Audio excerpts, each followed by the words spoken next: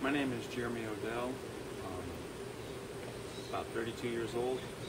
I saw on Reclaiming the Blades Facebook page that you guys are looking for videos of people telling you how the documentary of Reclaiming the Blade has inspired them, whether it's just to maybe become a blacksmith or maybe it is to take up the sword. In my instance, it was to take up the sword, or actually I've always had that interest, but what it really did is give me the kick in the pants and point me in the right direction.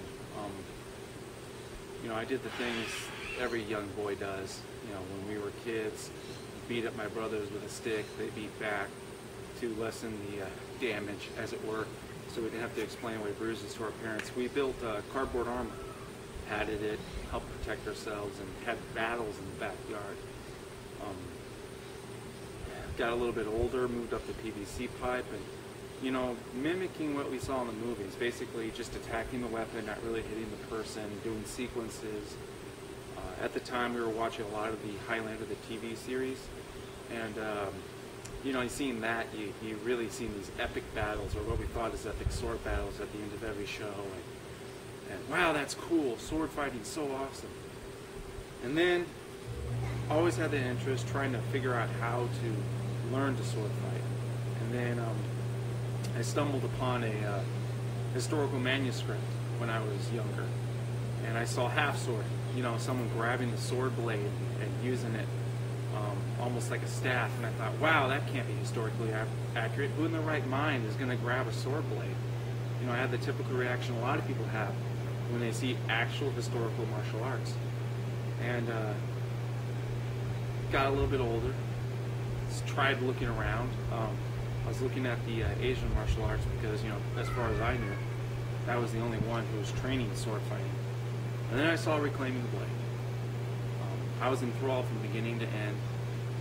I especially liked the ending, where you guys went into the actual historical European martial arts and these groups in Europe that were trying to revitalize this lost art, grow it from the ground up.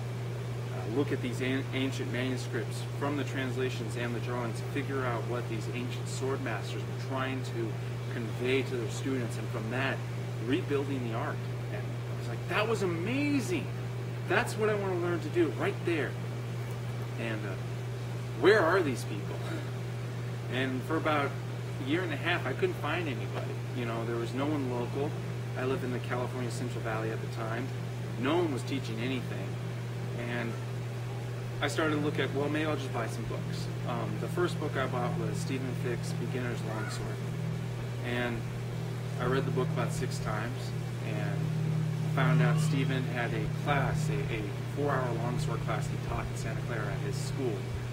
So I was able to pool the money together, selling some items, and went up there and took the 4-hour class, made a weekend of it with my wife, and I was hooked now. I had to do this.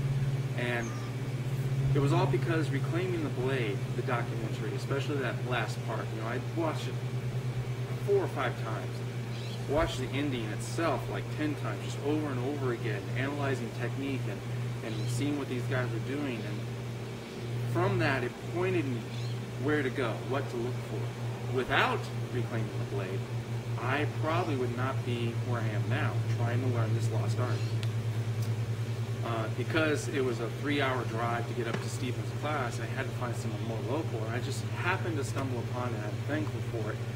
Tracy Mello of Visalia, California, who was at that time a 20-year veteran in armored fighting, and he himself, who many years earlier had discovered Fiore's, the Italian school of longsword.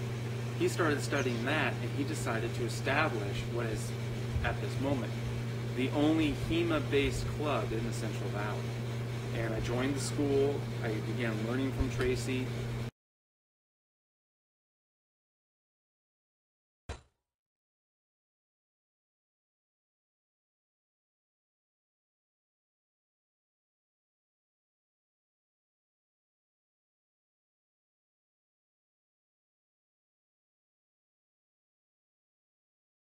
If it wasn't for Reclaiming the Blade, I wouldn't know where to look. So I'd like to say thank you to Reclaiming the Blade.